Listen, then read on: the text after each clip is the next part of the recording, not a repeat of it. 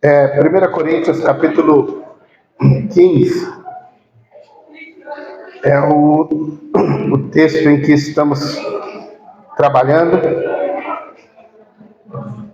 1 Coríntios, capítulo 15, verso 3 e o verso 4.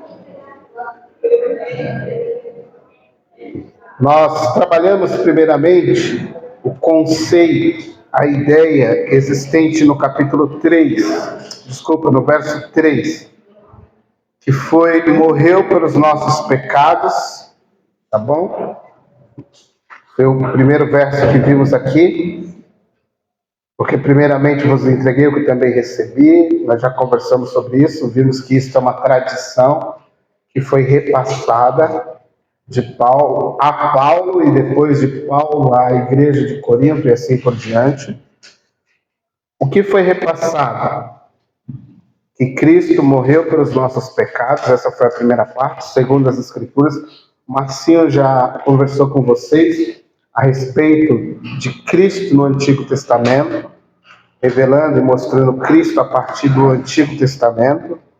Nós vimos também que ele foi sepultado e ressuscitou o terceiro dia. Isso está no corpo do verso 4. Então nós estamos em 1 Coríntios, capítulo 15, verso 3 e verso 4. Aí hoje nós iremos conversar a partir do 5, tá bom? Hoje é o nosso produto final de tudo isso que a gente falou sobre o querido. Então, vimos o quê? Que a tradição ela deve ser repassada. Então, qual foi o objetivo aqui? Se você precisa falar do Evangelho ou conversar a respeito do Evangelho com alguém, você tem um núcleo. Este núcleo é o seu ponto de partida. Aqui você tem basicamente tudo o que você precisa para compartilhar com outra pessoa o Evangelho do nosso Senhor e Salvador Jesus Cristo. Mas você tem a história do Cristo, Jesus, o Messias.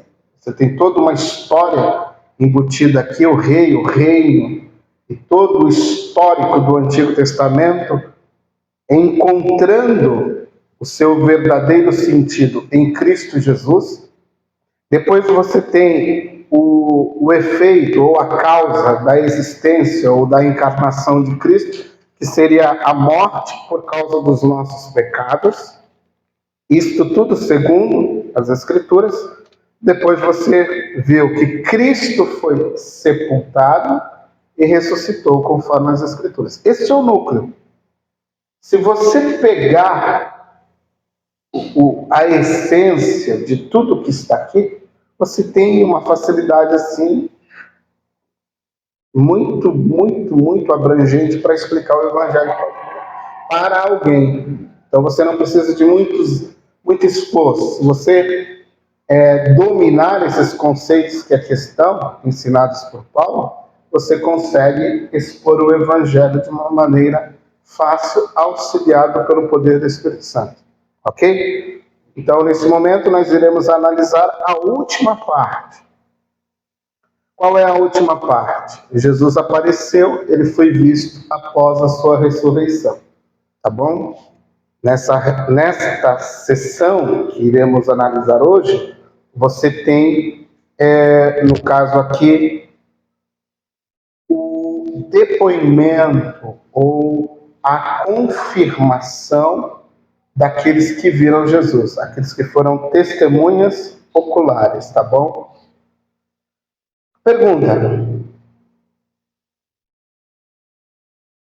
o que você daria a Jesus ou para Jesus após vê-lo ressurreto? O que você daria a ele? Pensa por um momento aí.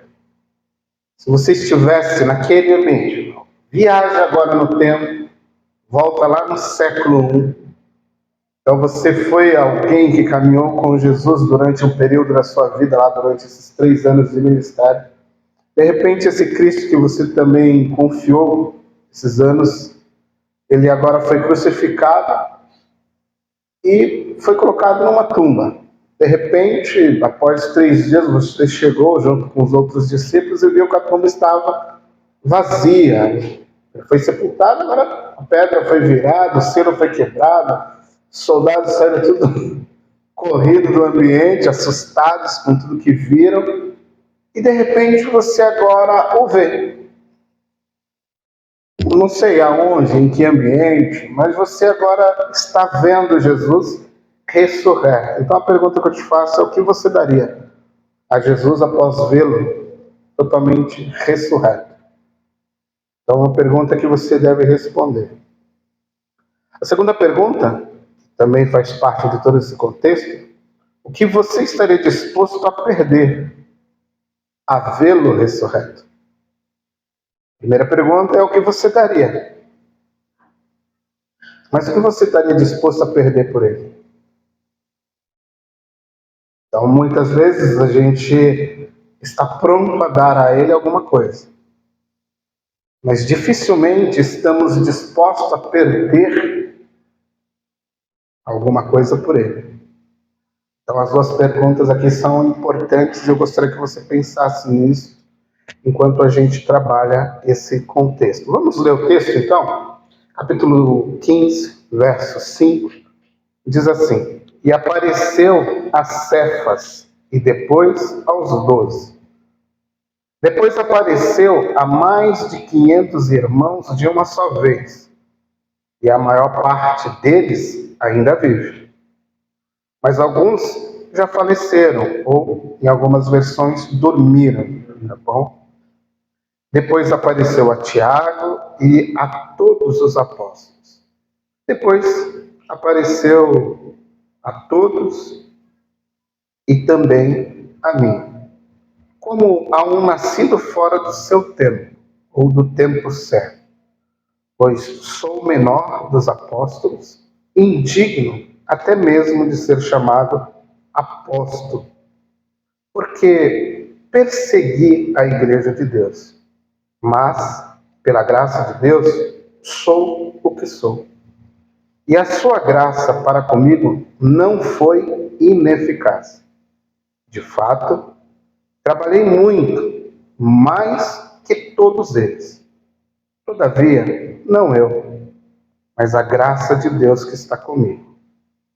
Quer tenha sido eu, quer tenha sido eles, é isso que pregamos e é nisto que vocês creem. Só até aqui. Esse ponto agora é o ponto em que Paulo vai fundamentar aquilo que ele vem discutindo. Qual é o ponto aqui? Essa igreja passa por um momento em que algumas pessoas estão dizendo que a ressurreição não vai acontecer, ou já aconteceu. Vamos dizer assim, a ressurreição está em descrédito. As pessoas não estão mais acreditando na ressurreição. As pessoas não acreditam mais que este elemento, ressurreição, que é o elemento mais importante do núcleo da morte de Cristo. A morte tem o seu papel fundamental ao nos perdoar o pecado. Porém, ela não tem validade alguma se a ressurreição não ocorrer.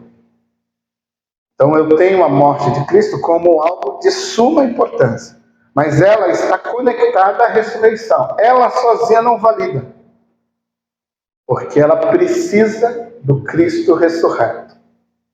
Então, o que está acontecendo dentro desse contexto, dessa comunidade, é que essa ideia de ressurreição ela está sendo vista como algo não mais importante. Então, sem a ressurreição, você praticamente, como diz Paulo nesse mesmo texto, é vã a nossa fé. Não vale de nada a nossa fé. Estamos perdendo tempo. Se não acreditamos na ressurreição, Paulo diz nesse texto, não há razão de sermos cristãos. Já falei para vocês aqui em uma das aulas que você deseja destruir o cristianismo? A única coisa que você precisa fazer é destruir a crença na ressurreição. Você provando que a ressurreição não existe, você acabando com o centro doutrinário da ressurreição de Cristo, você acaba com o cristianismo. O coração do cristianismo, praticamente, ele é a ressurreição. Sem a ressurreição, tudo fica invalidado. Então, a ressurreição é um ponto importantíssimo aqui. E o que Paulo está fazendo aqui é ressaltar a morte de Jesus, é ressaltar que Jesus foi sepultado e que Jesus ressuscitou. Mas não somente isso. Porque se fosse assim, seria uma coisa, tu está dizendo que ele foi ressuscitado. Mas eu quero saber quem viu ele ressurreto, passeando entre nós. Aí Paulo vai convocar um grupo seleto de pessoas que viram Jesus. Então ele começa falando de Pedro, capítulo 15, verso 5.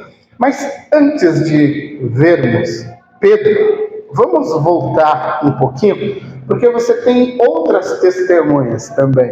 Abre comigo o capítulo 20 do Evangelho de João.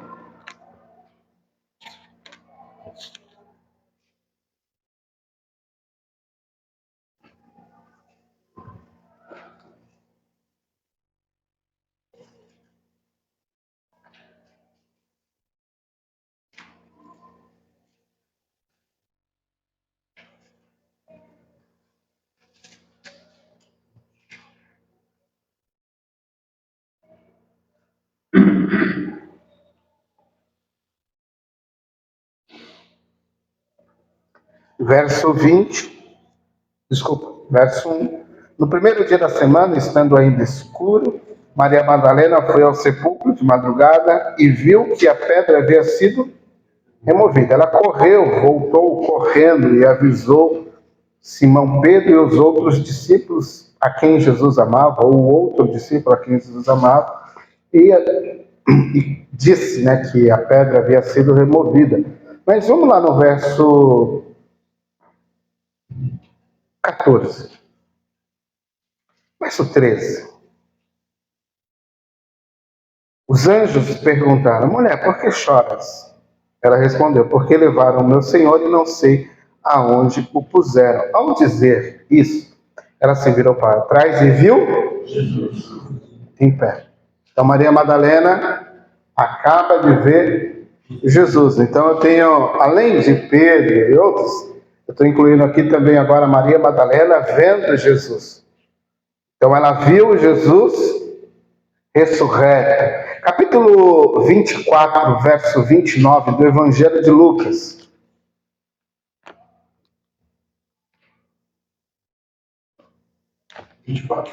24, verso 29 do Evangelho de Lucas.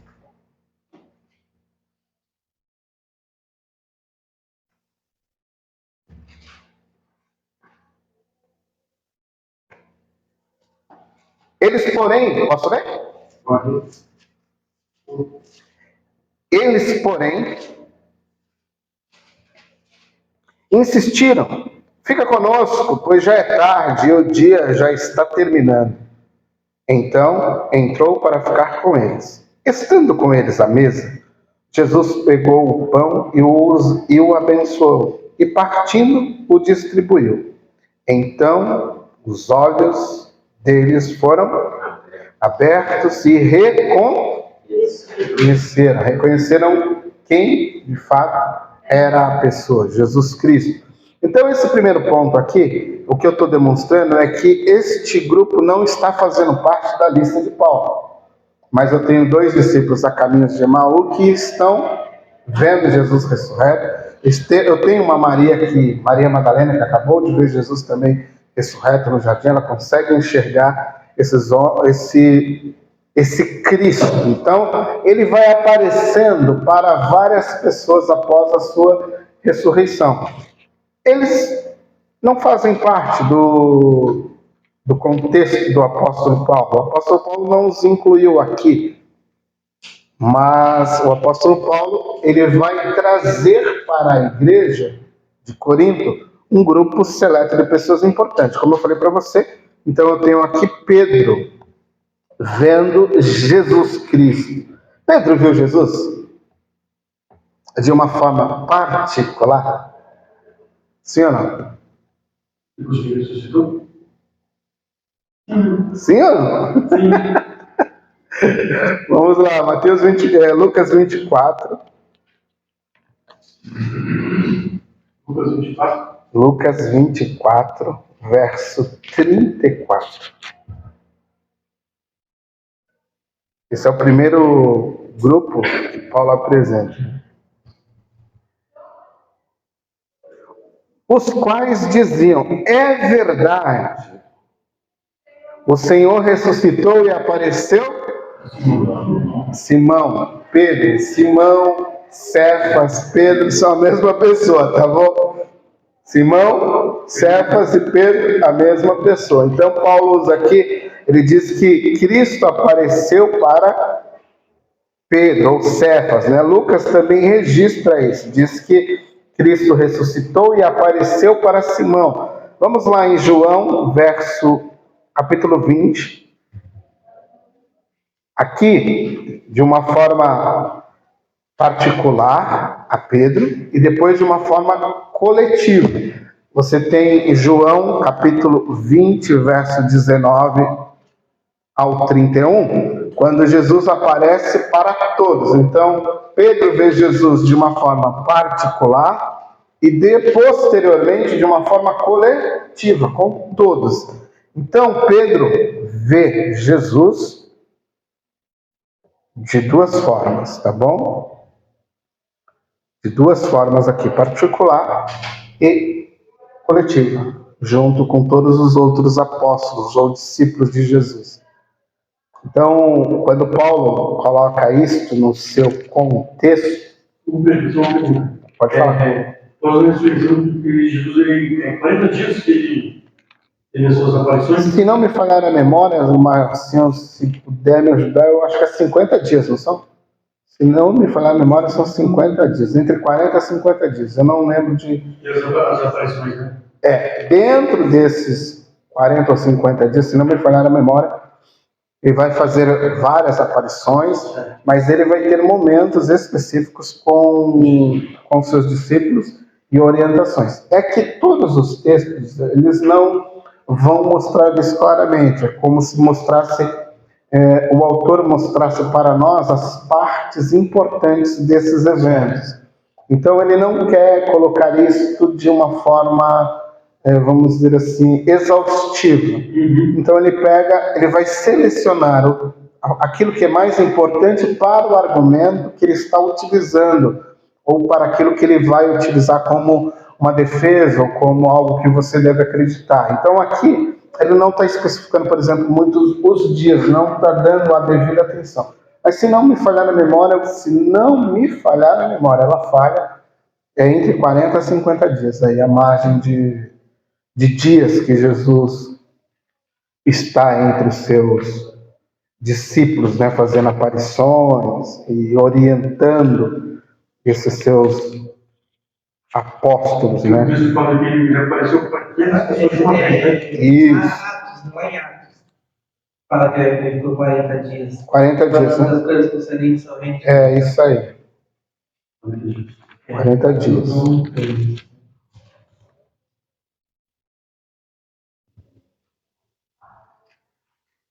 Você disse o que no finalzinho? Ele fez uma aparição para aquelas pessoas de uma vez. Isso é o que Paulo registra. Por exemplo, antes de chegarmos a esse ponto, ainda no capítulo 15, verso 5, diz assim: apareceu a Cefas e depois aos 12.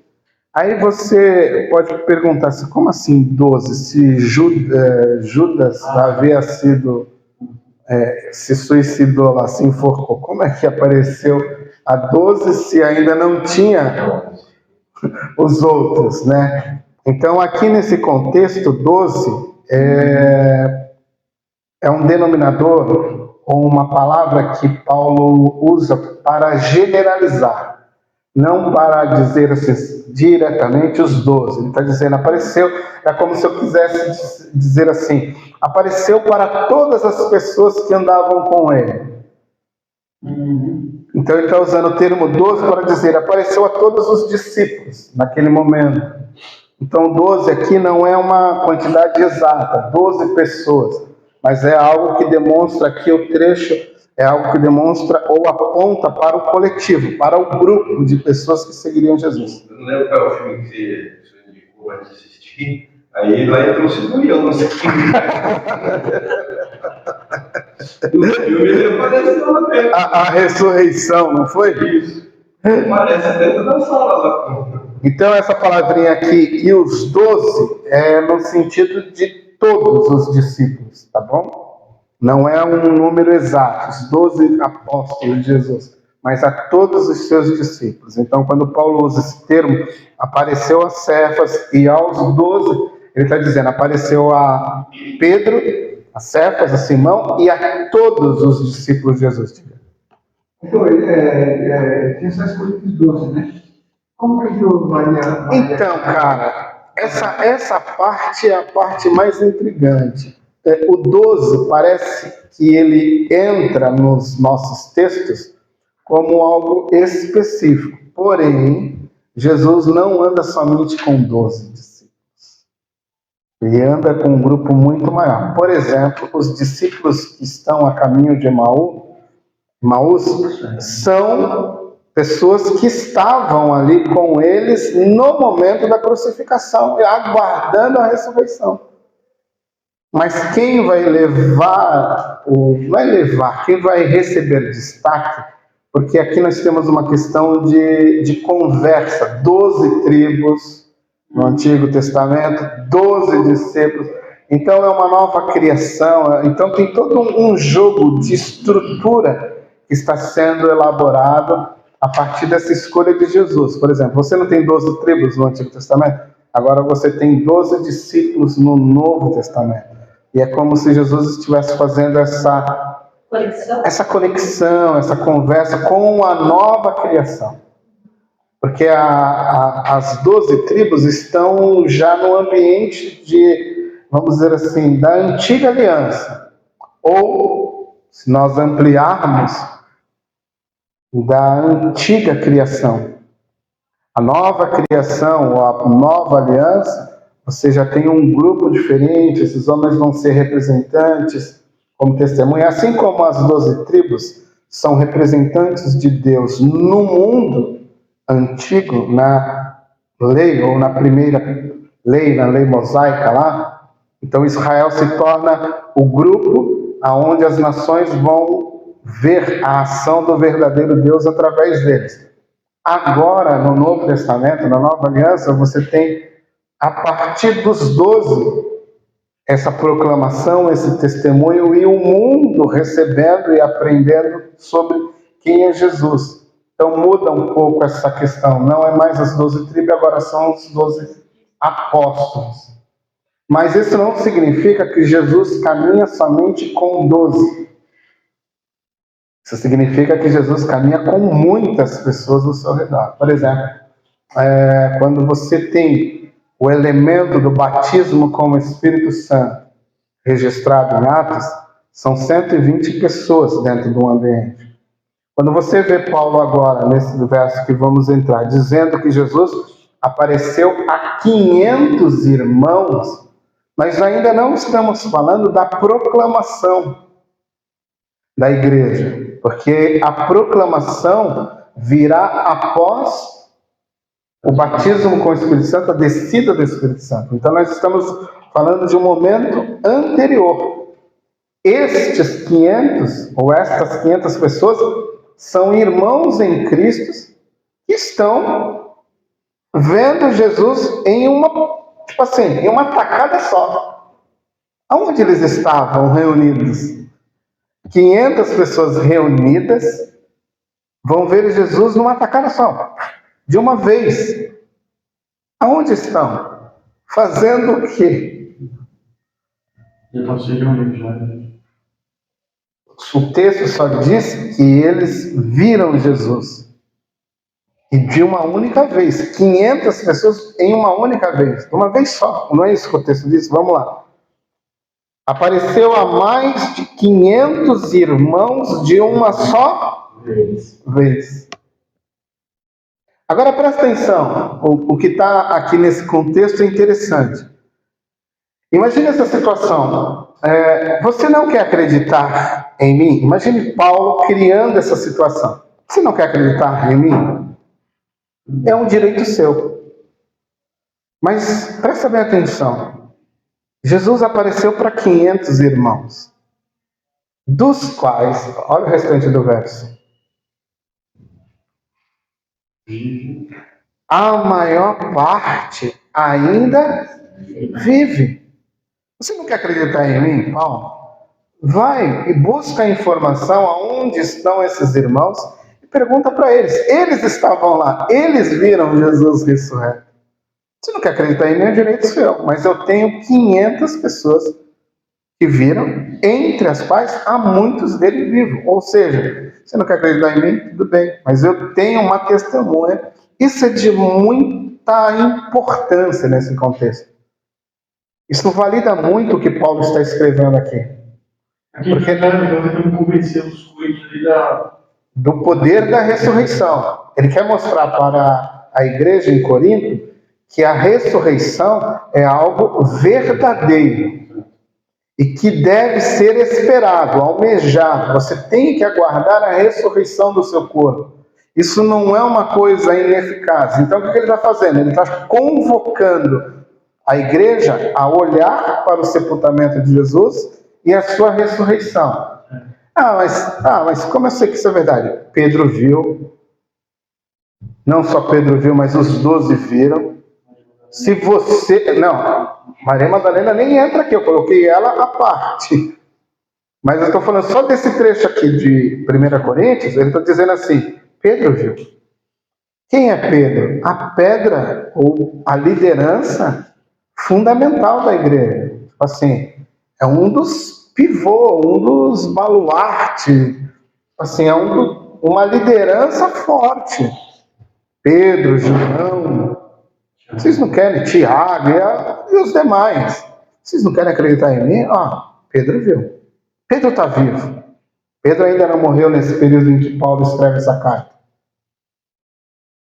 Pedro está vivo. Ele viu. Os 12 viram. Ele está dizendo, todos os demais apóstolos viram. Vão e conversem com eles.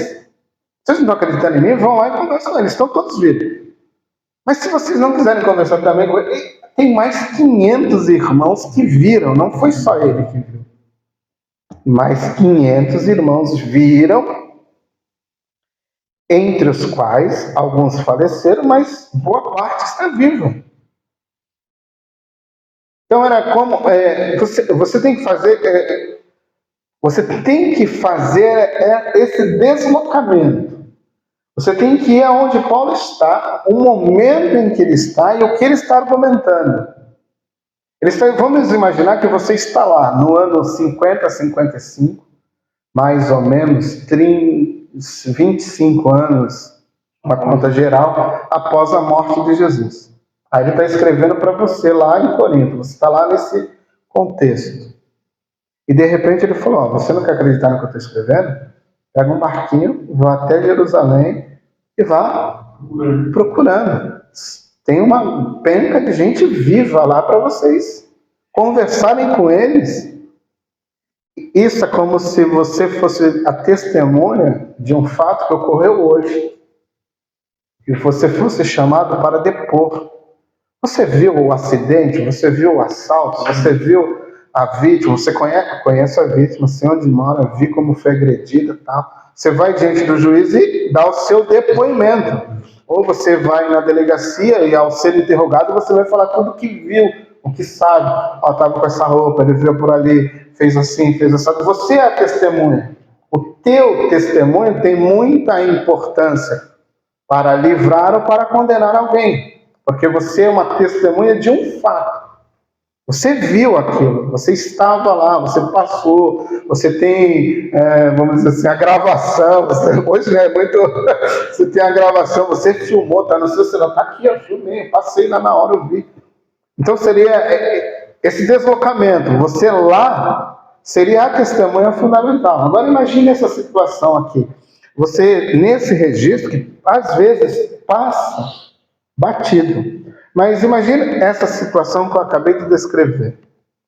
Se a polícia do Império Romano, os investigadores da Polícia Civil do Império Romano, começassem a bater de porta em porta. Bem, vamos te interrogar. Puxa os 500, faz a filinha aí, vamos interrogar um por um. Todo mundo lá, alojadinho, sentadinho, aguardando o seu momento. Vamos dizer que você gaste aí 5 minutos com cada depoimento. Quanto tempo você acha que você tem de relato?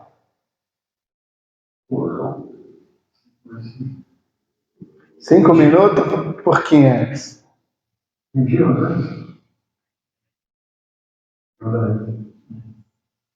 50 horas de relatos. São exatamente 2 dias. E mais 2 horas de depoimento. 5 minutos. Você tem 2 dias da pessoa dizendo, uma após a outra, sai da sala e entra outra. O que você viu? Eu vi, eu estava lá no dia que Jesus foi crucificado. Aí vem o terceiro, o 449, 450, 451. O interrogador já está assim, meu Deus, não aguento mais, não vai vir ninguém falando uma coisa diferente aqui. Mas são 24 horas, não, são 48 horas, não, são 50 horas, em média, de depoimento, se nós pegássemos 5 minutos de cada pessoa. Isso é bom, isso é muito, não é? Mas você está falando de pessoas que viram ali, a coisa está fresquinha, está na hora. Viram Jesus ressurreto dentro de uma margem, a gente não sabe qual foi o dia. Mas pegando aquilo que o Marcinho acabou de falar, dentro de uma margem de 40 dias, você tem 500 pessoas depondo e testemunhando que viram o Cristo ressurreto. Isso é pouca coisa? É muita coisa. Então, é muita credibilidade. É isso que Paulo está tentando fazer. Ele está trazendo credibilidade para o seu argumento. Ele está trazendo para dentro do seu texto a credibilidade, o testemunho de quem esteve lá e de quem viu. Por isso que esse trecho é um trecho muito importante. Porque você tem o núcleo da nossa fé sendo exposto, porém você não tem somente crença. Você tem um núcleo de pessoas que viram isso. Elas foram convocadas e no tempo em que esse documento foi escrito, elas estavam vivas.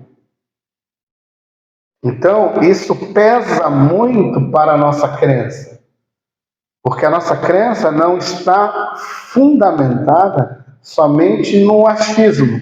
Eu acho que aconteceu isso, eu acho que aconteceu aquilo, eu acho que é isso aqui. Não, eu tenho certeza que é isso, porque mais de 500 irmãos, porque Pedro, porque Tiago, porque os 12, porque fulano, Beltrano viram. Por isso que é importante você entender a pergunta que te fiz no início. O que você estaria disposto a dar e o que você estaria disposto a perder após ver Jesus ressurreto. Porque isso é muito importante, você vai ver daqui a um pouco. O quinto ponto. Só uma pergunta. Pode falar. Os saduceus, eles eram um grupo que não acreditavam na ressurreição, né? Não. Então tinha uma dificuldade para poder explicar para eles, né? Eles vão ser calmos. Eles não aceitam a ressurreição. Ainda existe esse grupo ainda. Oi? Ainda existe esse grupo ainda, então. Não tenho informação que eles existam. Mas naquele momento existiam e não acreditavam nem nos profetas. Eles só acreditavam na lei mosaica. Só no Pentateuco. Eles não acreditavam nos demais livros. Para eles, o único livro que valia viver e crer era o Pentateuco, a lei de Moisés. Profetas, os demais livros, para eles não valia de nada, era descartado. Diferente do fariseu. O fariseu acreditava em todos, desde o Pentateuco, os profetas e os poéticos. Os saduceus não. Os saduceus, vamos dizer assim, era um grupo mais cético. Não acredita nos anjos, não acredita na ressurreição, não acredita num monte de coisa. Eles só acreditam naquilo que a lei de Moisés declara. Por isso que eles vão ter divergências, não só com Paulo, mas com os fariseus, divergências gritantes. Mas veja como são as coisas. Eles vão se unir para matar Jesus. Vamos deixar nossa crença de lado e vamos nos unir para matar esse tal do Nazareno aí. Então, nessas horas você percebe que a união vai fazer a força. Quinto ponto, Tiago também o viu. Aí tá, você já viu Pedro vendo, os 12 vendo, os 500 irmãos viram. Apareceu a Tiago e também a todos os apóstolos. Então aqui, o texto não registra quando Jesus apareceu a Tiago, tá bom? Mas, para estar aqui, esse Tiago é irmão de Jesus, tá bom? Esse Tiago aqui não é o Tiago discípulo, apóstolo. É o Tiago, irmão de Jesus. Por que é importante o nome dele aqui? Porque ele é o principal líder da igreja em Jerusalém. Ele é o cabeça da igreja em Jerusalém. Então Pedro, João e os demais apóstolos estão se espalhando, levando o evangelho para várias outras regiões. Mas vamos dizer assim, quem está na base da igreja de Jerusalém? Tiago, irmão de Jesus. Ele é o camarada que está lá. Por isso que ele entra aqui como alguém importante nessa lista. Então Tiago é destacado aqui nesse contexto, porque ele é o líder da igreja em Jerusalém. A gente chegou também escreveu. É isso mesmo. Então Tiago, o texto diz que Tiago também, ou Jesus apareceu para Tiago. Aqui parece ser uma forma particular. Apareceu a Tiago e aos apóstolos. Então parece ser uma situação particular. Jesus, irmão de Tiago, aparece para ele. Por que isso é importante? Porque Tiago, a princípio, não acreditava em Jesus. Ele não via Jesus como Messias, ele via Jesus meio como um charlatão. Então, Jesus não recebia crédito dos seus irmãos. Deixa eu verificar aqui. Interessante.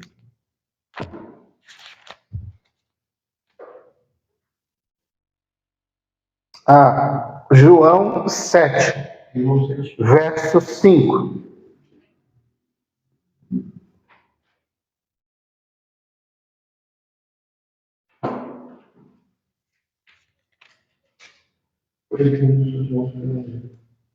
Pois nem os seus irmãos acreditavam, criam, confiavam nele. Então, a sua própria casa, seus irmãos não acreditavam na missão ou em quem de fato Jesus era. Então imagina, Jesus cresce em um contexto onde os seus familiares são incrédulos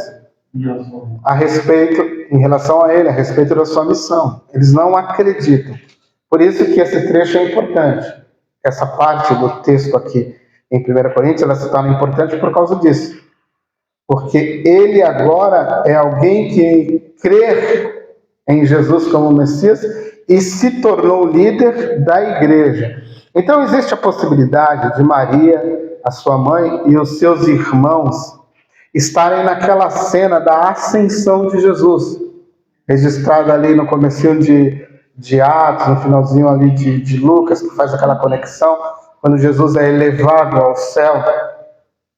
Varões galileus, porque estão espantados, esse Jesus que está indo, ele vai voltar, tal.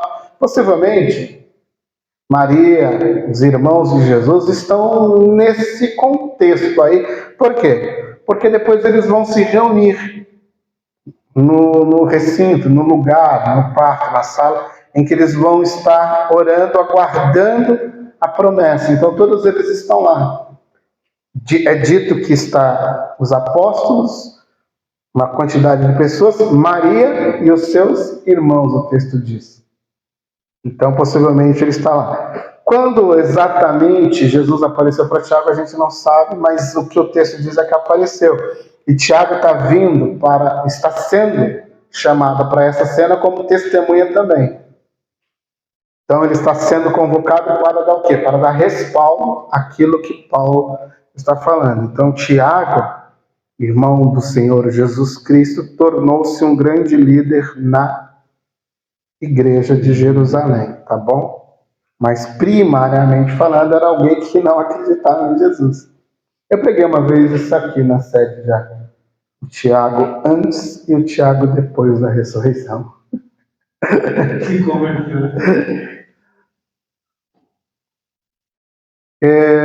Paulo o viu. Então nós temos Paulo também agora se colocando como alguém. Assim, ele não quer se qualificar, mas ele precisa também dizer que ele viu também. Então, vamos lá. 1 Coríntios capítulo 9, verso 1.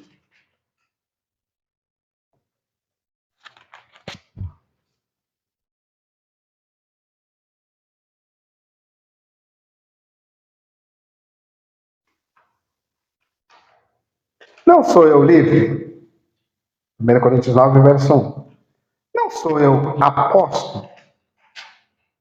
Não vi Jesus, nosso Senhor? Não são vocês o resultado do nosso trabalho no Senhor? Então aqui você tem a declaração do próprio Paulo dizendo, como ele está argumentando, né? Fazendo uma defesa. Peraí, não sou eu livre? Sou eu um apóstolo? Não vi eu o Senhor? Então ele também foi alguém que viu Jesus Cristo ressurreto. Atos 26, verso 15 e verso 16.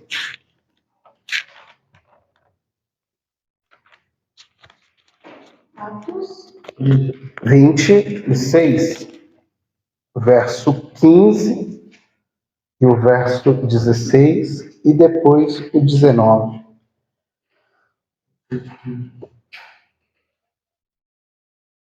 Verso 15. Eu disse, quem é, Senhor? O Senhor respondeu, eu sou Jesus a quem você persegue. Mas levanta-te e põe-te de pé. Foi para isso que te apareci. Então, Paulo, no caminho de Damasco, ele viu Jesus. Eu apareci para te fazer servo e testemunha. Então, o objetivo de Paulo, ao ver Jesus, era se tornar um servo e uma testemunha. Diferente, né? A gente quer se tornar Senhor e queremos a glória, né? E para essa pessoa que ele fala para te fazer, apareceu para te fazer ministro e testemunho. Ministro é servo. Tanto das coisas que vistes da minha parte, como daquelas que te manifestarei. Manifestar aqui é revelar, tá, também. Não sei se a versão de vocês está assim. Portanto, verso 19. Portanto, ó rei Agripa, não fui desobediente à visão celestial. Então, ele não foi o quê? Desobediente ao Jesus que ele viu e à ordem que ele recebeu. Ele se tornou de fato servo de Jesus e testemunha de Jesus por onde passou. Correto? Então, vamos lá. O que a gente pode aprender com tudo isso aqui? Pergunta que te fiz no começo. O que você estaria disposto a dar a Jesus se você tivesse visto ele ressurreto, o que você daria a ele, né? Então essa é a pergunta para a nossa primeira aplicação aqui.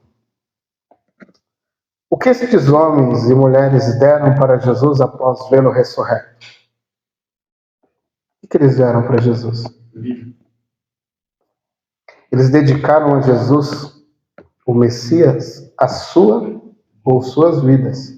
Então todos eles, quando tiveram um encontro com Jesus, quando encontraram com Jesus, eles devolveram, entre aspas, a vida toda a Jesus. Eles fizeram, vamos dizer, o 360 graus, né? Eles viraram 360 ali e se dedicaram totalmente a Jesus Cristo.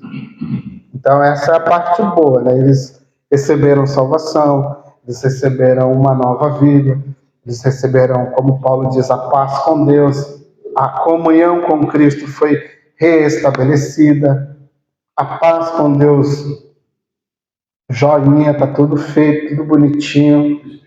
Espírito Santo, receberam o Espírito Santo, uma vida de vento e polpa ali, perfeito. E o que eles vão dar como retorno a tudo que receberam? Todos os benefícios. Como o salmista diz, né? O que darei eu para os benefícios que tu tem feito a mim? Então, mais ou menos essa pergunta. O que vou te dar? O que devolverei a ti? Não como moeda de troca, não como obrigação, mas como reconhecimento, como paixão, como amor. Aí ele diz, vamos devolver a nossa vida, vamos te servir, vamos deixar a nossa vida ser gasta por amor a ti, em todos os sentidos. Então nós devolveremos a ti a nossa vida, daremos a ti a nossa vida. Você vai nos usar como bem entender, como quiser, aonde quiser, como for, tá? Até aqui tudo bem. Devolveremos a ti a nossa vida. Então essa é a primeira pergunta. O que você faria? Se você estivesse no mesmo ambiente, no mesmo lugar que estes homens estiveram, tendo essa experiência que esses homens tiveram, você daria o que para ele? Então, uma pergunta que você responde aí no seu particular. A segunda pergunta é o que estes homens perderam, o que essas mulheres perderam por Jesus, o Cristo, após vê-lo ressurreto. O que você acha que eles perderam? Tem ideia? Arrisca, vai, arrisca. Não perderam nada. Eles perderam a sua vida. Eles se tornaram mártires, né? Eles perdem a vida por Jesus. Eles ganham a vida e, ao mesmo tempo, eles perdem a vida que não vale nada, para ganharem a vida que vale tudo. Lembra do que Jesus disse? Daquele que quer perder a sua vida, ganha a vida. Perder a vida da natureza pecaminosa, perder a vida do pecado, perder a vida deste mundo, perder essa vida é ganhar a verdadeira vida, é desenvolver. Então esses homens perdem suas vidas por amor a Jesus. Isso é fascinante e isso aqui é importante para nós. Por quê? Porque se a ressurreição é uma mentira, vamos dizer assim, somos um grupo e vamos criar uma mentira, tá bom? Imagina essa situação, somos um grupo, estamos fechados, aliançados aqui, ninguém solta a mão de ninguém, estamos juntos aqui, ninguém, como diz o ditado, ninguém fica para trás entre nós, e nós vamos bolar uma mentira. E vamos sair divulgando essa mentira, vamos sair aí falando dessa mentira para todo mundo. E de repente, nós estamos vendo que as pessoas estão acreditando na nossa mentira. Nós estamos divulgando essa mentira com muita força. E as pessoas estão caindo na nossa mentira. De repente, somos denunciados. Então, de repente, a força tática, a polícia, o exército, sei lá o que, imagina a pior situação aí.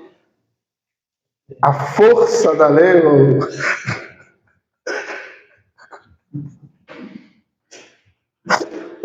O STF bate o Superior Tribunal bate lá na nossa porta, tá todo mundo preso e tal. E estamos sentenciados à morte. E a única forma de escaparmos disso é contarmos a verdade. Então, no inquérito lá, no interrogatório, vão nos perguntar: você vai continuar com essa mentira? O que te espera é a morte. Você prevalece, vai continuar afirmando essa mentira? Pergunta: quem, em pleno juízo, vai continuar afirmando a mentira, sabendo que vai morrer? Você morreria pela mentira?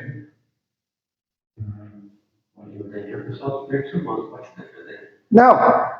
Imagina essa situação. Você sabe que é mentira. Você criou a mentira. Você morreria por essa mentira?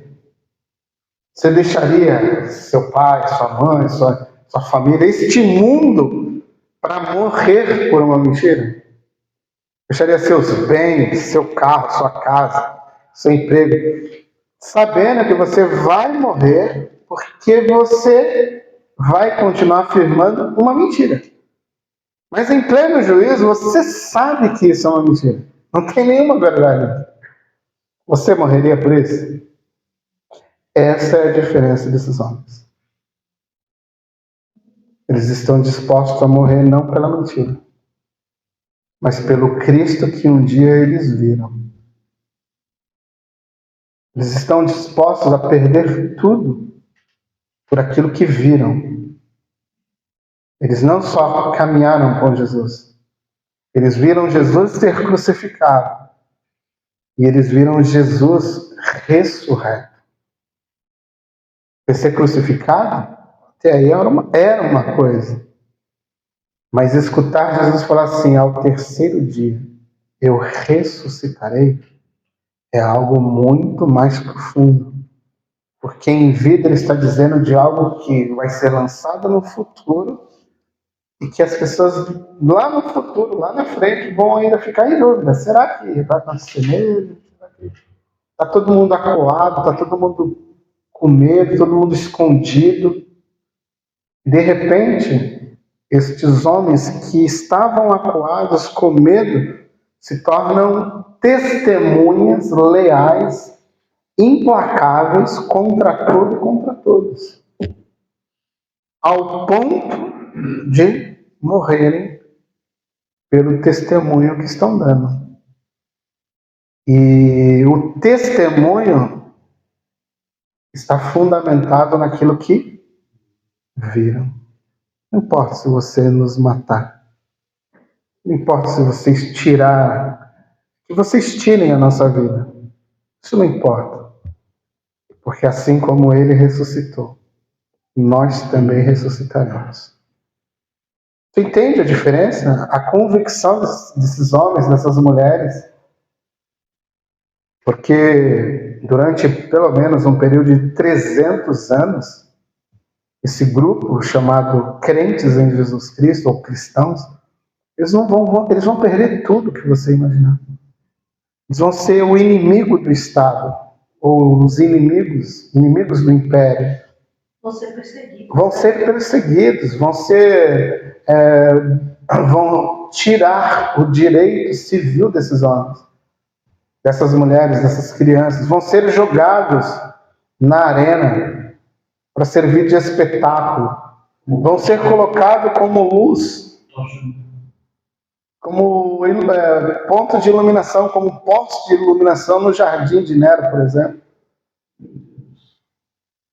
Mas eles não vão dizer não nego. Então, muitas vezes é muito fácil dizermos: eu te dou isto. Difícil é quando temos que perder alguma coisa por ele. O que você estaria disposto a perder por ele? A pergunta que eu te faço nessa noite. Para finalizarmos, Pedro viu Jesus. O que ele perdeu? A vida. Como? Crucificado de cabeça para baixo. A escolha dele, né? Porque ele achou indigno ser crucificado como Jesus. Ele falou, não sou digno disso. Me crucifica de cabeça para baixo. Então ele foi crucificado de cabeça para baixo. Tiago, você viu o Tiago aqui, né? O que você acha que aconteceu com o Tiago? Esse foi o Tiago apóstolo. O Tiago, irmão de Jesus, segundo a tradição, depois de um embate com os judeus, debate com os judeus radicais, ele foi seguro, levado ao pináculo do templo e lançado do pináculo do templo ao chão. Não satisfeito, eles foram lá depois e o apedrejaram. Então esse é o Tiago, irmão de Jesus. O que ele recebeu em troca? Ser lançado de um telhado de uma grande altura no chão e depois apedrejado. Porque amava seu irmão, Jesus, e o seu Senhor, Jesus Cristo. Paulo, abre comigo o texto de segunda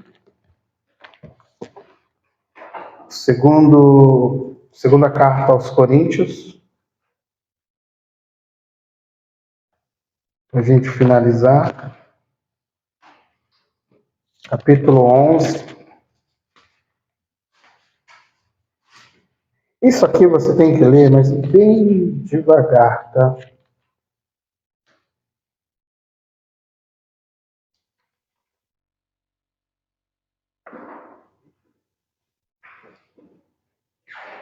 Esse é o texto onde Paulo vai revelar o seu amor ao Evangelho, o seu amor a Cristo, né?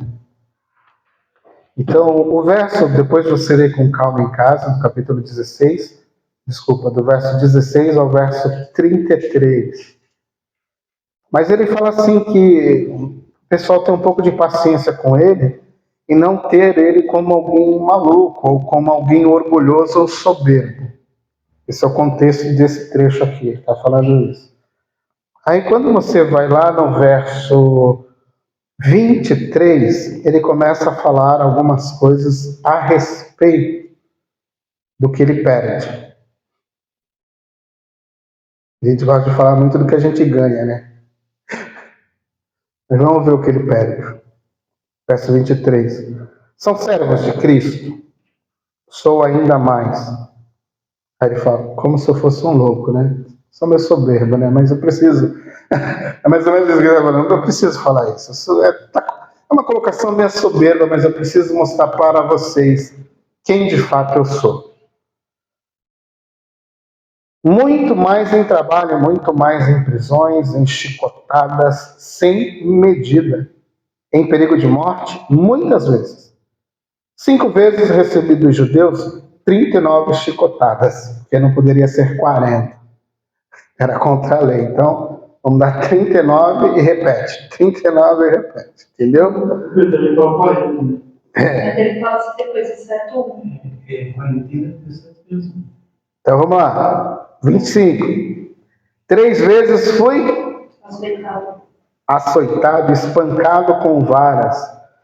Uma vez fui apedrejado. 3 vezes sofri naufrágio.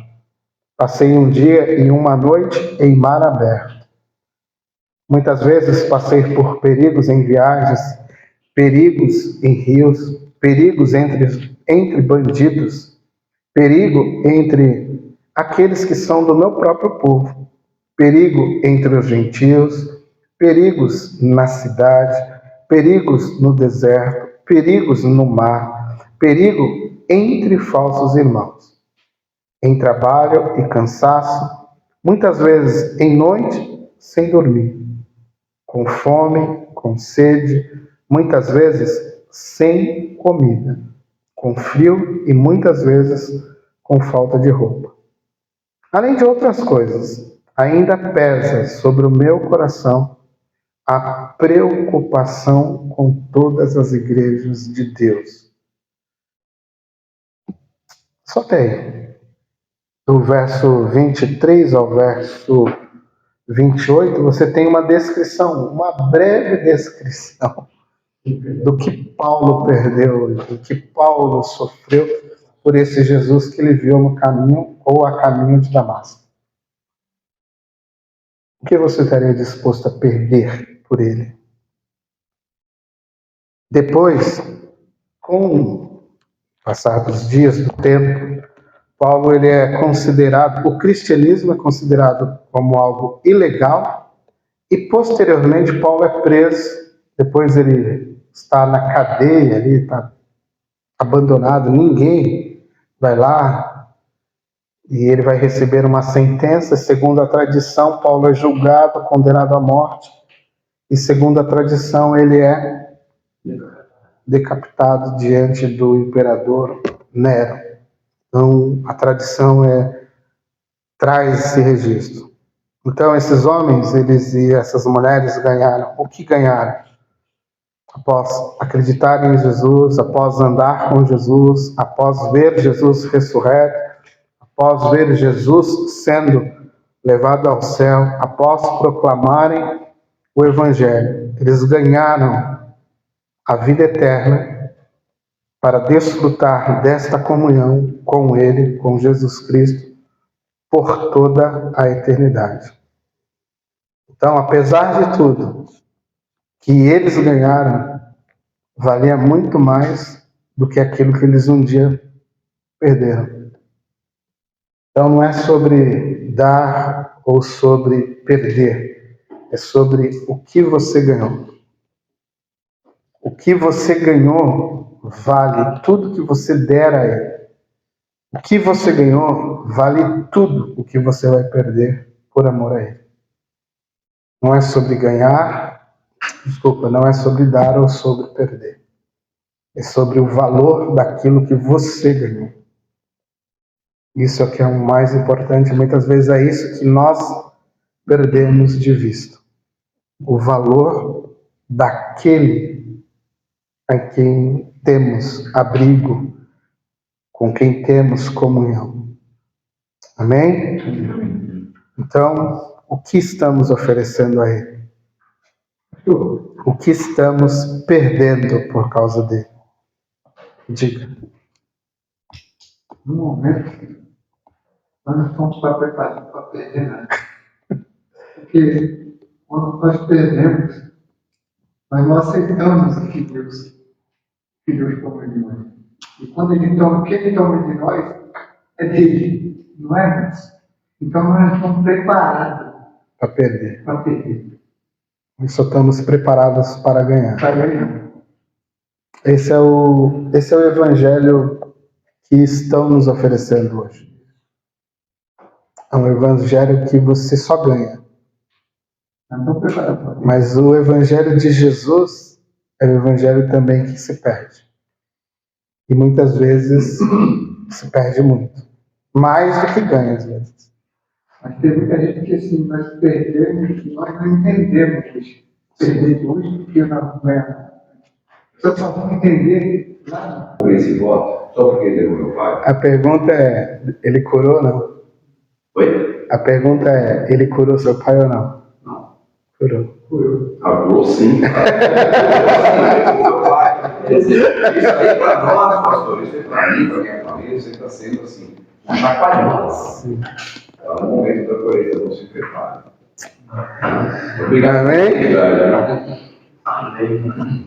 Estamos dispostos a ganhar, mas é muito difícil perder. Mas essa noite que Deus prepare o nosso coração também. Se amanhã você estiver diante de uma situação em que você está perdendo, não reclama. Fica de olho no valor daquilo que você já ganhou. Amém. É Cristo. O que importa é Cristo.